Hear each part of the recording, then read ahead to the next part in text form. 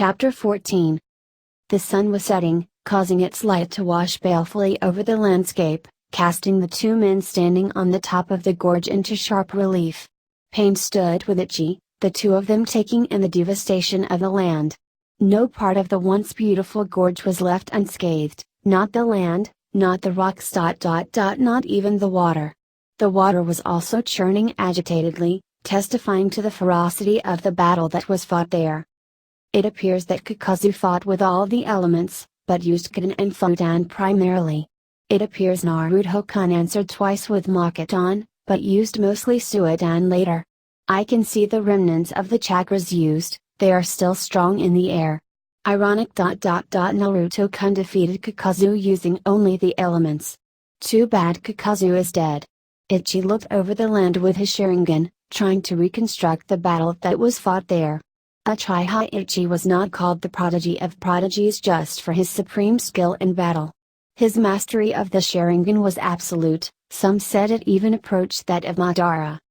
Pain strode over to Kakazu's corpse, and his Rinnegan started shining.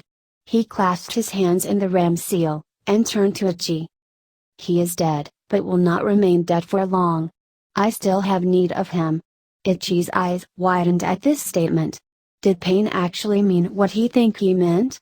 He stared with rising fascination as the leader of Akatsuki intoned. Jido, Rin Tensai no Jutsu. A statue of the King of Hell rose out of the ground ominously, and swallowed up Kakazu. Ichi was unable to believe his eyes. Just how far did the power of the Rinnegan reach? To play so callously with life and death. He was forced to admit it. Pain was every bit as formidable as Hashirama believed him to be.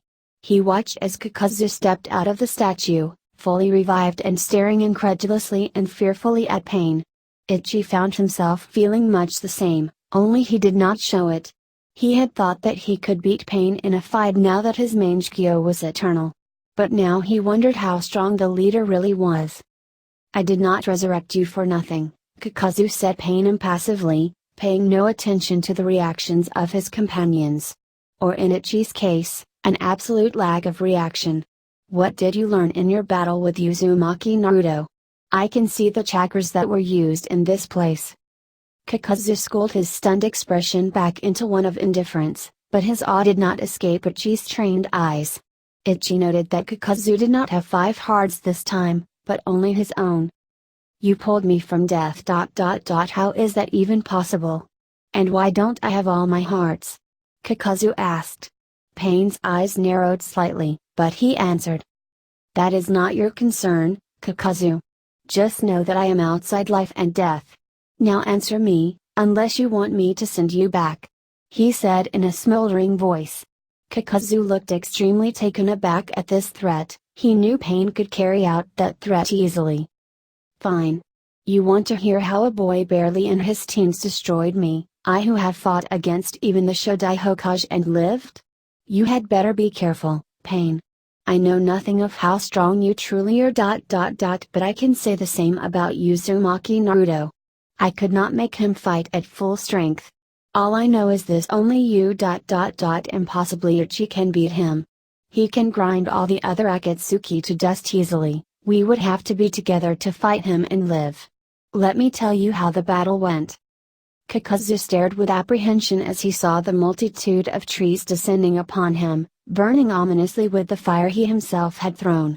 He observed that Naruto's skill with Makotan was noteworthy. Not quite at Hashirama's level but headed there rapidly. He noted that the trees that rushed towards him seemed somewhat more potent than Hashirama's own trees.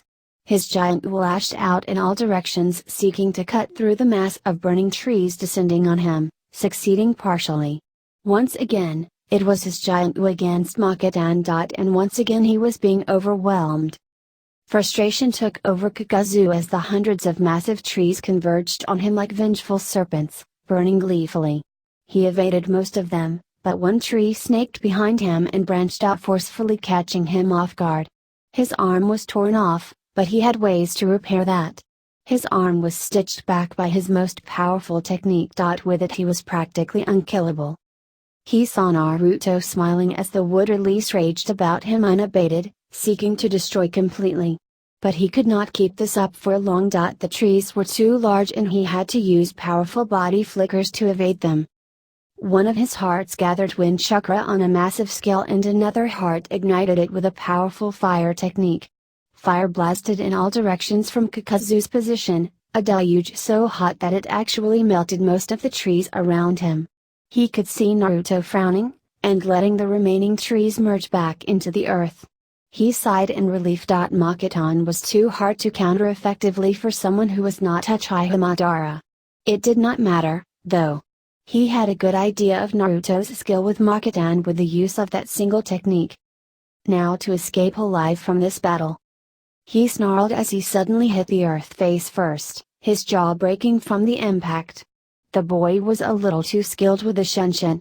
Stitching himself back to normalcy, he furiously attacked the boy with Taijutsu, but it was in vain.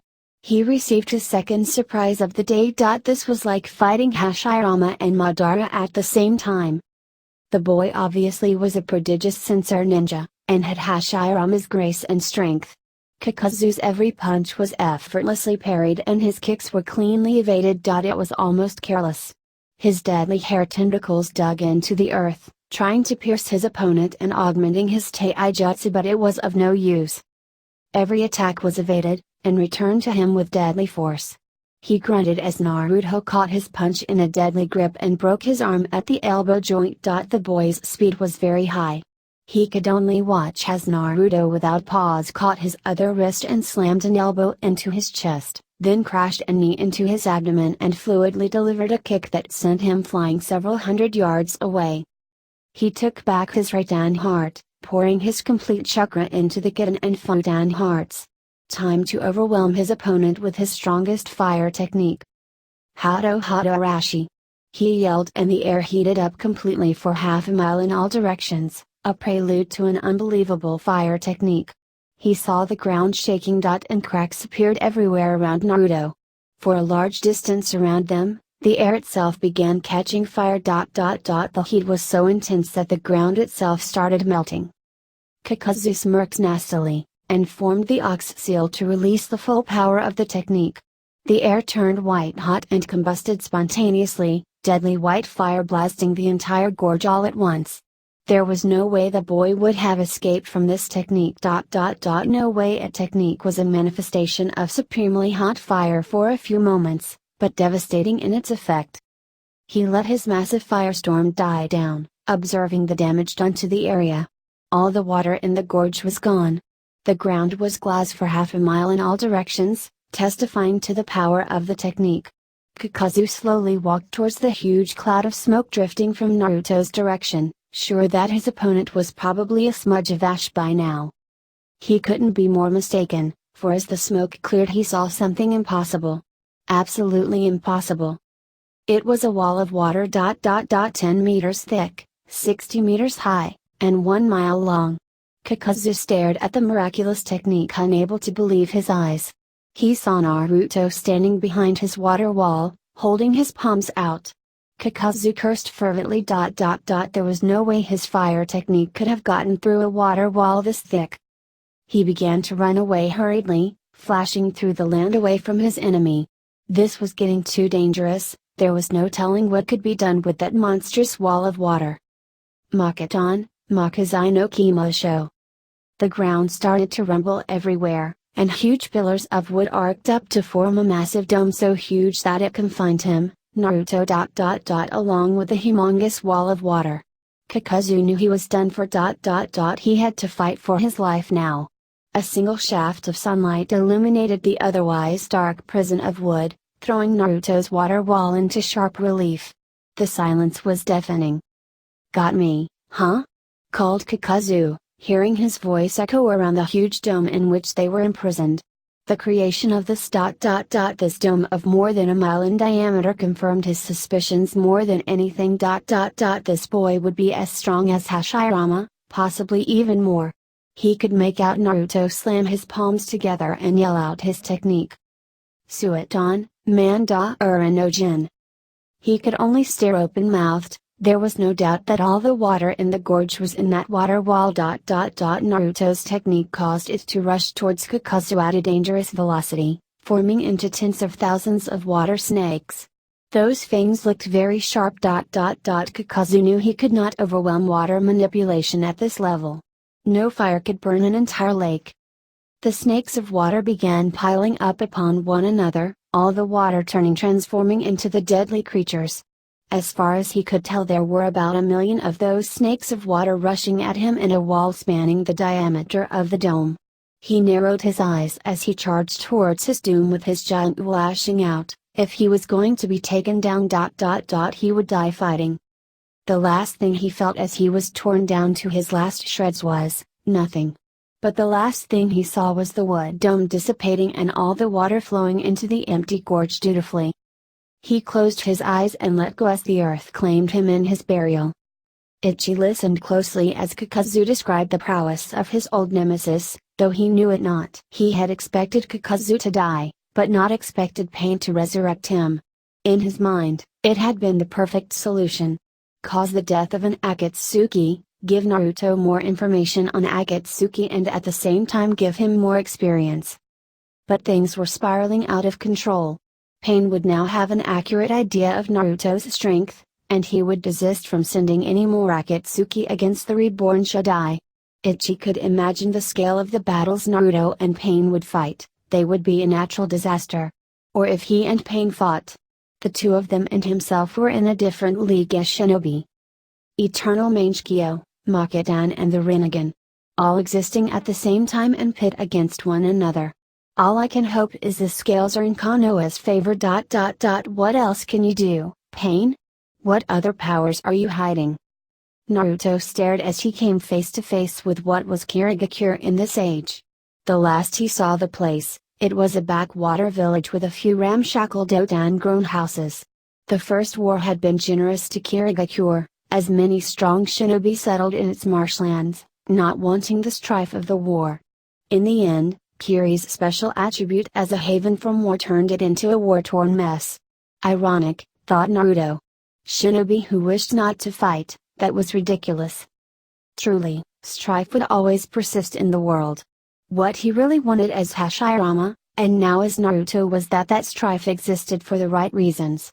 And the only reason that seemed right to him was to protect those close to you. Protect those you held precious. Strife born of malice was cancerous, and dangerous. He and Madara had debated the self-same point for many years. Can two people eliminate the malice in their hearts and converse as enlightened individuals? Philosophy aside, he watched as his mother withdrew a note and passed it to a guard standing in front of the massive gate. He closed his eyes and extended his senses in all directions, seeking to feel the strength of the shinobi of Kirigakure. 3 shinobi, strong above all else. I can sense 2 fire-based bloodlines in a single person, the Godame Mizukage, Midorimi. A dense chakra, the bearer has a very high capacity. I can tell he is young from his uncultured emotions. And what is this Byakugan? How did the Byakugan come to be here? I must find out more. Welcome back to Kirigakure, Kushina-sama. My sama awaits you in the Mizukage office along with Al-sama. Follow me, said the guard, beckoning Kushina along as he disappeared into Kirigakure. Naruto kept his senses at full alert as he followed his mother through the village. They had been attacked one too many times during this journey. Most of the chakras in the village were nothing feeling alarmed about, they were very average. But now and then he felt a chakra too strong, or one that was being actively suppressed. Kiri obviously had its share of powerful shinobi. He sedately followed his mother and the Kiri shinobi as they made their way towards the imposing office of the Mizukage, keeping his senses at full alert. Kasan, who in the Mizukage's employ has the Byakugan. I could sense that jutsu very clearly indeed. It is a single eye, I presume? He asked Kushina, who was looking around with an air of preoccupation. Kushina opened her mouth to answer, but was beaten to it by one of their Kiri escorts. You sense the Byakugan of Asama, Naruto-san. I know he got it as a conquest of war, but do not know much else about it. Naruto nodded at this. There was not much he could do about it if it were a conquest at war, at least not openly. The Byakugan was an extremely coveted dojutsu of Konoha, And this was the only time someone had actually succeeded in taking those eyes from their true owners. They paused as they reached a beautifully carved wooden door in the corridor. The sheer amount of chakra that filled the room that lay beyond convinced him beyond doubt that it was the Mizukage beyond the room. He watched along with his mother as their guard tapped the door twice and announced them. The door opened slowly and the guard beckoned them inside. Kushina eagerly ran inside, throwing decorum to the dogs as she flew into the arms of somebody Naruto could not see. To the left of the hugging duo stood a man with spiked hair and obscured eye. This must be the ad that everyone talked about. Kushina slowly disengaged herself from her hug to reveal a vision of beauty. Naruto had to admit he had not seen a woman more beautiful in both of his lives, so stunning was her form. She wore resplendent robes of blue, and the hat of the Mizukage sat on her head to mark her for the cage she was. "Welcome, Uzumaki Naruto. Welcome to Kirigakure," greeted the Mizukage in a melodious voice and meeting his gaze with authority. Naruto answered with a calm stare, mastering his emotions frantically.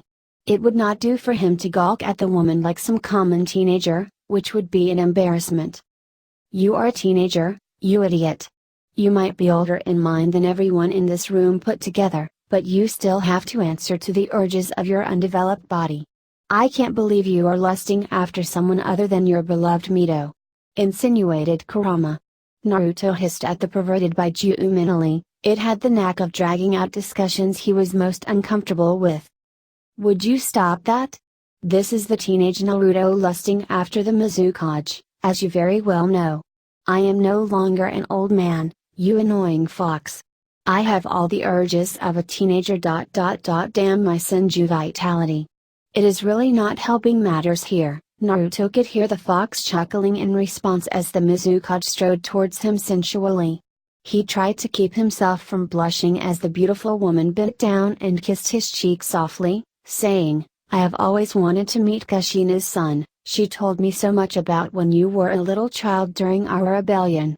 She is like my sister, you know. Your mother. Those years during the war made us closer than even family." He inclined his head slightly, showing respect in the gesture as he noted the resemblance between his mother and Mitorimi as they stood together. It was not their faces that held the greatest resemblance, nor the features of their bodies. No. It was their chakras that burned almost identical to each other, bearing the Uzumaki potential for longevity in it. "Thank you, Mizukage-sama. I had not known you were this close with the ruler of Kiri, Kasan," said Naruto with some amazement. Kushina smiled but suddenly lost her smile as she turned to Mai. "Did you get Sasuke-kun? We sent him ahead with a clone. Is he alright?" asked Kushina frantically.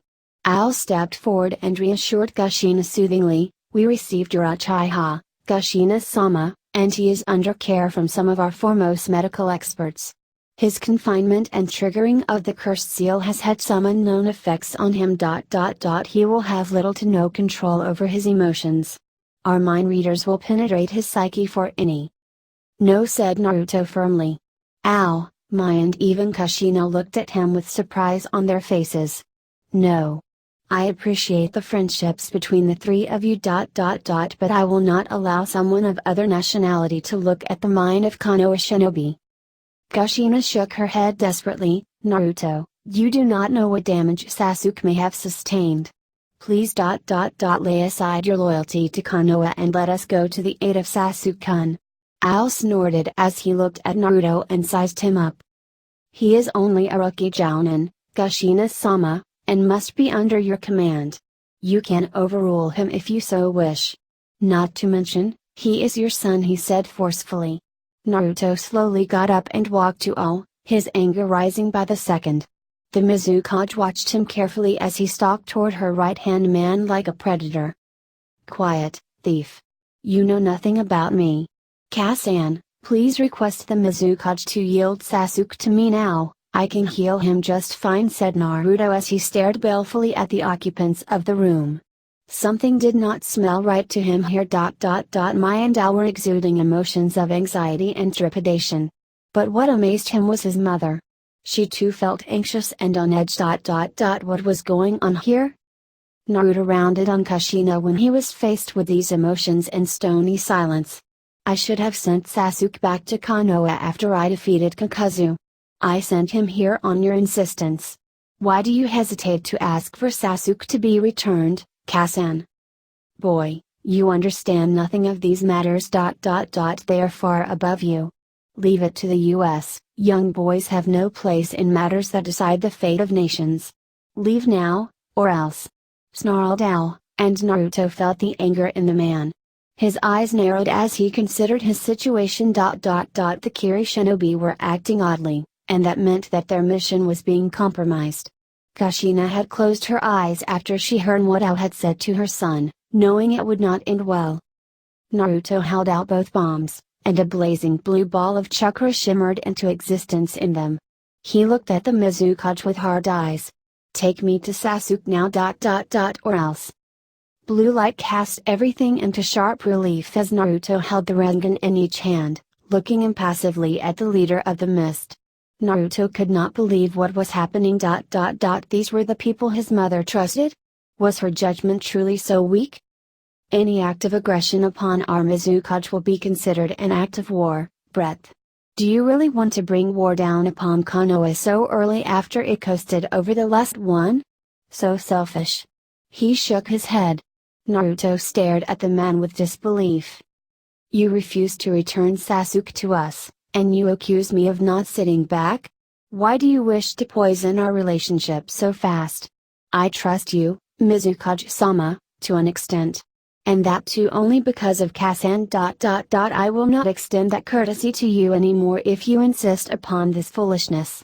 I will not hesitate to attack you if you do not comply with my demands. Bring me Sasuke now, said Naruto loudly. The Mizukage gave him a long stare, and nodded to Ao. The one-eyed nin grunted and motioned for Naruto to join him, Naruto allowing the Rasengan to fade out of existence with a flick of his wrists. He followed Ao, his chakra rearing in readiness for battle. One wrong move, and he would make them pay. No one would take his family from him and escape. No one. Kushina sat back heavily upon a seat opposite Mai, a few tears leaking out of her eyes. Mai sighed as she saw Naruto being led out by Sasuke. The process should be over by now, and the plan would go one step further. I hate lying to him, Mai. I hate that I am betraying him every single day. That I am made to betray him every single day. You should never have made the deal with him, I would be better off. Do not say it, Kushina, said Mai quickly. Please do not say it. There was no way I would let you be taken away from us, not after what you had done for Kiri. I would have made a deal with anybody to bring you back. But him. He is different. It would be folly to oppose him, Kushina. Perhaps you can find a way to work around his instructions? Kushina lowered her eyes and replied softly. I have managed to work around a few things, you know. His instructions to me were very specific and they did induce many loopholes. I am using them to keep much from him. I am trying hard, Mai. But it's really hard to imagine what will happen when Naruto learns what I am doing to him and Konoha. The Mizukage remained silent, knowing her platitudes would never really succeed in cheering Kushina up. Indeed, she felt enormous guilt for putting her in this position. If only she had not agreed out of pure desperation to that man's offer all those years ago. She remembered the day this fiasco had begun, the day they were hardest pressed by the forces of the Yondaime Mizukage, Yagura. The bloodline wars had heated up to unbearable levels and only the strength she and Kushina wielded held the rebels together. There was no doubt that even if one of them were killed, the rebels would disintegrate. Yagura had deduced the self-same thing, and had attacked them with overwhelming force during the night, when they were resting. It was fire and death everywhere. The loyalists had taken the rebels unawares and were decimating them ruthlessly. The location of the camps were meant to be secret, and guarded. For the life of her she could not see just how they were given away. There was no chance of betrayal, she trusted every last man in her force. Kushina, they are attacking us from all directions. Let's take different halves of the opposition, we could still drive them away. Mai yelled. Kushina unsheathed her sword and disappeared without answering, and Mai knew she had gone to take care of the army attacking from the western side. Without hesitation she rushed to the eastern side, intent on annihilating the fools Yagura sent to oppose her. This was the problem with ninja who were cage level and beyond. Unless opposed by ninja of the same caliber, they could not be stopped.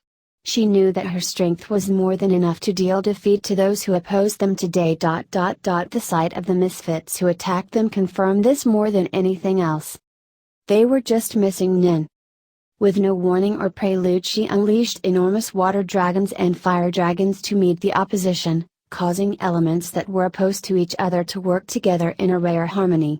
Fire dragons burnt the ninja where they stood, and water dragons crushed them mercilessly, and still she did not relent. Waves upon waves of lava erupted from where she stood, simply swallowing up the poor fools who were no doubt served up as fodder. Mai started as she saw her lava release drive back the rogue missing Nin. An enormous explosion tore through their camp, destroying everything in its path and creating a large mushroom-like cloud of dust. She too was thrown forcefully into the ground, protected only by the vitality of her Uzumaki body. As the dust cleared she saw the broken bodies of shinobi everywhere, both rebel and loyalist. She shelved the sorrow that threatened to overwhelm her completely. This part of her army was completely annihilated. The shinobi under her were loyal beyond belief, and she felt as if a part of her was dead. She got up and ran forwards hurriedly, intending to see how Kushina was faring. After a few body flickers she stood near the epicenter of the explosion and saw two people fighting furiously. She saw Kushina attack her opponent with her trademark kenjutsu, but Mai saw that her strength was flagging.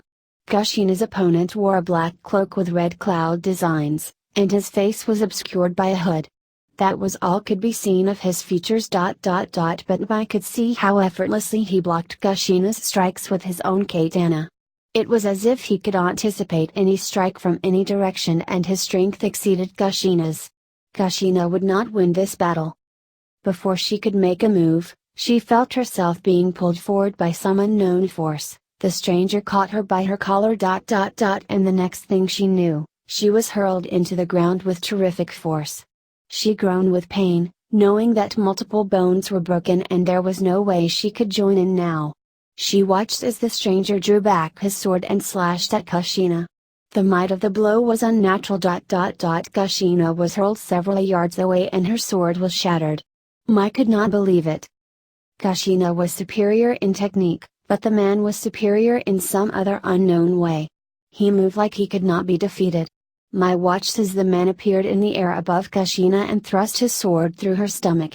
Tears ran down her eyes as she saw her best friend impaled by some unknown sword, wielded by an unknown fighter. Kushina was undoubtedly dead, her chakra could not be felt anymore. Kushina would never see her little son again. Mai felt agony at this.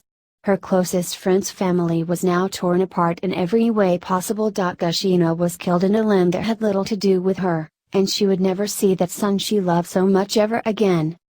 Slowly she staggered up and assumed a battle stance. She would either kill this stranger, or be killed. Amazing.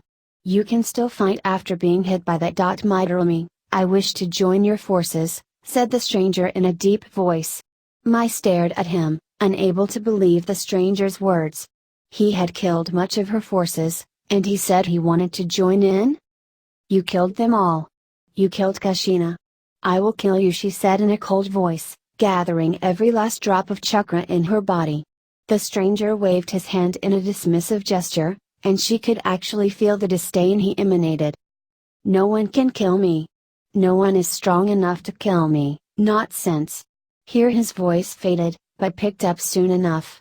I will make a deal with you, Madarumi. Listen carefully. No deals, snarled Mai, and moved to attack him but was thrown back forcefully into the ground again. The stranger appeared next to her, looking down impassively. Keep quiet and listen. You must agree I am worthy enough to join your cause, yes? At least by measure of strength? He asked. Mai was beside herself by now. What cause? She snarled. You have put back the bloodline supporters by several years. These were our most loyal people. How dare you mock me after killing everyone that matters to me, you? I can bring them back, he said, causing Mai to shut up. I can bring them all back. I will do so if you let me join your army, he said to Mai, who stared with her jaw hanging open. But she believed him. For some reason she believed him. Decide quickly, he said, walking to the side. To her, there was no choice. She would do anything to get her teammates and army back, for she would do anything to have people like them beside her. Mai sighed, looking at Kushina and coming out of her reminiscences. The stranger had kept his word, all right. But he had done more than just that. Much more. She remembered the day she had given assent to the stranger's plan. It was since then that things had begun to go out of her control. They won the war, the rebels of Kiri. They had won the war with the assistance of that strange fighter. She herself would never have been able to defeat Yagura in single combat if not for that stranger's help. Why do you think he needs Uchiha blood, anyway? We know he is of the Akatsuki, but we know nothing about his abilities. I should never have gotten embroiled with him. I think Akatsuki are playing both sides of the board. They are trying to control everything, said Kushina, running a hand over her sheathed katana. Mai said nothing, choosing silence. She knew the situation was wearing Kushina down. Being made to betray her village and family was eating her will. She feared Kushina would take the extreme step. She would not allow that to happen. But whoever he is, he is connected to pain, said Kushina, continuing listlessly. To Mai, it seemed as if she had thought about this any number of times. But this time, her curiosity won out. Pain? Asked Mai. Who is he? Leader of the Akatsuki. He is powerful beyond belief. Tsunade-sama told me to share this piece of intel with you. Pain possesses the Rinnegan. Mai's eyes widened at this, and happenings of the past years began falling into place. This explained much. If anything can bring people back from the dead, it is Rinnegan. That is why I think he has something to do with pain. But I cannot do anything to reveal his existence, and I have tried, said Kushina sadly. She was already being forced to share crucial intel by that man. She had given up much of Konoha's secrets, including the truth about Ichi. The only thing she had kept secret somehow, was the fact that Senju Hashirama walked the earth again as her son. The Rinnegan? Mai whispered, unable to believe it. Powers were awakening in the shinobi world that were best left buried in the mists of legend. If a bearer of the Rinnegan existed, she feared for the elemental nation's future. A Rinnegan user could bring every nation to its knees single-handedly. Only one question gnawed at her. Why has he not acted? Pain fears my son. At least, he is wary of my son. Naruto fought him to a stalemate near Tanzakage. I think no one has ever done that before. So he fights from within politics and shadows, and gathers strength at the same time. Here Kushina's face firmed, and she presented a missive to the Mizukage. The Hokage has sent you this missive, requesting your cooperation in forming a response team to Akatsuki. Will you help us? Mai stood up, and took the scroll. I will. And now, you are tied to him. But I can at least help this way to break your enslavement. I can make amends for my foolish decision on that day. Naruto watched Sasuke as the young Uchiha lay sedated and unconscious. He had not allowed the mind healers of Kiri to mess around with Sasuke's mind, as the damage done to it was beyond horrible. In fact, what fascinated Naruto was that Sasuke had not snapped already. In his place, anyone would have just let go, given in to their instincts. He is not just anyone, after all. Ao had left him alone with the Uchiha after another round of intimidation. This time he had flared his chakra enough to bring everyone in the hospital down to their knees, and Ao had covered his Byakugan with both hands. But Naruto had sensed in the man no real malice, only a need to protect. He could relate to that. But not at the cost of his own. 2 medics remained to observe him. He had let them, of course. 2 evil influences fought for Sasuke's insanity, his Mangekyo Sharingan, and his curse seal. Not to mention the trauma Ichi had put him through. Naruto formed a complex series of hand seals as he molded chakra into its healing form.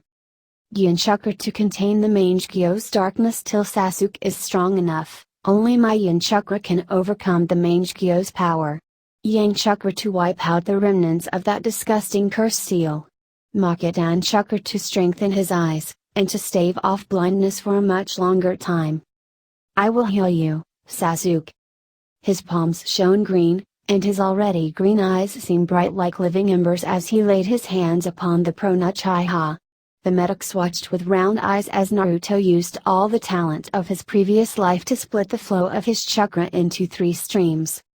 He wove Yin to overwhelm the malice of the Mangekyo Sharingan, and simultaneously he routed Yang chakra to ruthlessly crush Orochimaru's trickery. Then, exactly as he did for Makodan. He fused Yin and Yang to create life. Life he granted to the deteriorating eyes of Sasuke. He could feel Sasuke healing in multiple ways as he continued. Slowly, he let the healing recede as his job was completed. Sasuke would be near normal the next time he woke, and they would leave for home soon enough. He had no doubt the missive would have reached the Mizukage. His mother would have seen to that. He could sense Sasuke's vitals stabilizing, and his chakra was healthier than ever. Now it was up to Sasuke to control his emotions and his eyes. Things in the shinobi world were boiling, and the nations were stirring. His sense of urgency to complete this mission was increasing. Even at the cost of modesty, he had to admit one thing: only few people could truly oppose him. And Akatsuki numbered high among those few. Pain was a real threat. A very real threat. He had to grow as strong as he was as Hashirama to safely oppose someone like the leader of Akatsuki. This war with the Akatsuki won't be like the war between the Senju and Uchiha. That war basically boiled down to me and Madara. This time. The entire shinobi world will be involved. I feel it. I must prepare in earnest for what Akatsuki will bring down upon us. The flaw was made from within, there is no doubt about it. Someone in Konoha's barrier core created that hole so they could smuggle Sasuke out. It appears we either have an infiltrator or a traitor within our midst. He must be found and destroyed as fast as possible, said Mito, looking critically at the people in front of her. In front of her were the council of 3, Tsunade, Jiraiya, and Kakashi. And Danzo, the old war hawk. Word was received that Naruto had destroyed an Akatsuki and retrieved Sasuke. The trio had supposedly continued on to Kirigakure in furtherance of their mission. She had finished her diagnosis of the barrier with Jiraiya, and they had presented their findings to the ruling council. Who could have done such a thing? Grunted Danzo. Mito whipped her head around to face him. People forgot that even though Tobirama was the master of sensing chakra, Mito was the mistress of sensing emotions. And she sensed from Danzo frustration at failure and tightly leashed anger. Not to mention a smug self-righteousness. He had something to do with this. And if that was ever proved, we need to move on to more important matters. The message said Uchiha Sasuke was retrieved and contact was made with Kiri. Were there any details about who was defeated by Naruto? Who was this Akatsuki? Questioned Danzo, smoothly diverting the attention of the assembled shinobi. Hamura straightened himself, and answered. It was Kakazu, an old assassin of Takigakure. You remember what Sensei told us, don't you, Danzo? He asked. Danzo nodded, as did Koharu. They were all knew of Kakazu. What is it you were told? Asked Tsunade calmly. Koharu turned to answer, and all those assembled looked attentive. The old Konoichi started speaking. Back when me, Hiruzen, Danzo and Hamura learned at the feet of the Nai Dame Hokage, we were taught the arts of high-level assassination. Hiruzen was the kind of fighter who turned the tide of an entire battle, and was a competent assassin. But even Hiruzen was nothing compared to Danzo in assassination. Tobirama-sensei always said Danzo was the best assassin he had ever seen. Well, the second best. Danzo continued from here. No one noticed Mito's eyes narrowing. Sensei always told me to use the shadows. To be like Kakazu. Kakazu was the one who sparked the first war. Back then Taki was a very prosperous nation. And they were very influential. But our Shodai gave us the edge in every battle. No one even dared to attack Konoha when he reigned. Konoha stood supreme with Hashirama-sama as our Hokage, and with all the Senju behind him. We were unstoppable. Taki saw us as a threat, and they wanted to stop our meteor cries. Danzo sipped his glass of water, noticing the pain and sorrow Mito was beginning to show. Not even they were foolish enough to attack Senju Hashirama of the wood released. Not head on. They thought they could break him another way. The fools. They trained a young shinobi named Kakazu for that very purpose. One day, Kakazu penetrated our barrier with ease. To this day we do not know how. He penetrated the barrier, and here Danzo paused and looked at Mito with alarm. Rage twisted Mito's face and her chakra poured out in waves. Their teacups shattered, but suddenly Mito seemed to master herself. She looked around at those assembled emotionlessly, and spoke. He killed our daughter. Taki had sent a large force with their cage to distract Hashirama, and once he was at the border that scum Kakazu snuck in and killed my daughter. She was only 3, you know. So beautiful. He killed her and left, said Mito, tears slowly making their way down her beautiful face. Every shinobi filled the room with their chakra and rage, remembering this injustice to their first. Kakashi's eye had involuntarily morphed to Mangekyo Sharingan, and the 2 remaining Sannin were livid. Hamura and Koharu were downcast. Danzo continued the tale, seeing that Mito was too lost in her grief so long buried. Sensei said it drove Hashirama-sama mad for some time. The Shodai always loved with his entire heart, not like our sensei who was much more reserved. It is said that as Hashirama-sama gazed upon the corpse of his daughter, every building in Konoha fell down in pieces due to the might of his chakra. No one had really seen the full extent of his power before, not even Uchiha Madara. By then, he had tamed all 9 Baijiu, and they were little more than his pets. The entirety of Konoha wanted the blood of Taki for this slight, and they stood behind Hashirama as one. But Hashirama went alone to Taki with the Baijiu. And wiped out the entire village. He let the Baijiu loose in the village, and he dealt with all their shinobi personally. The sight of him and the 9 Baijiu annihilating an entire country by themselves terrified the nations and gave him the title he is known by. That is the truth of the first ninja war. That is the true might of Konoha. Danzo looked positively elated at the pride on the faces of the shinobi and Hokage. This was the time to air his proposal. And that is the status I wish for Konoha to have once more, he said, gaining the complete attention of the posse. He saw Mito looking at him suspiciously. He did not wish to use her personal tragedy to further his purpose, but there was no other alternative. Listen well to my proposal, Hokage-sama and elite shinobi of Konoha. Hey guys, what's going on? Thank you so much for watching today's episode. If you guys want to watch more like it, please subscribe to my channel and become part of the video game fanfiction plot. And please leave a comment down below and hit that like button. If you guys have any suggestions on any stories you guys want me to read, don't hesitate. They're always welcome here in the video game fanfic plot. That also goes for video games. Until next time, goodbye!